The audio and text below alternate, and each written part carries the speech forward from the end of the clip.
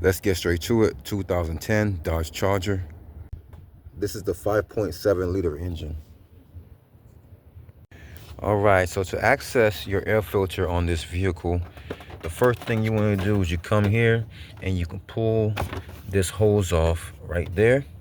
Then there's two tabs on this side that you want to pull out to undo.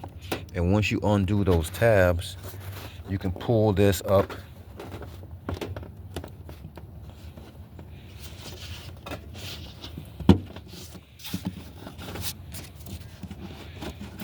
And then slide these tabs from the inside out, and then it pops up just like that.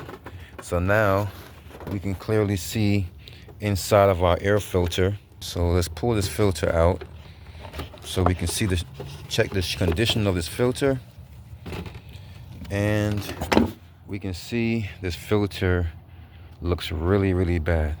So we're gonna get a new filter to put in here. Look at that. This is what you're riding around with. Once you get your new filter, just drop it in there. Just like that. So it fits in nice and perfect. It's not overlapping. And now we can drop our cover right back on top. So remember, you want to get this back side here in first.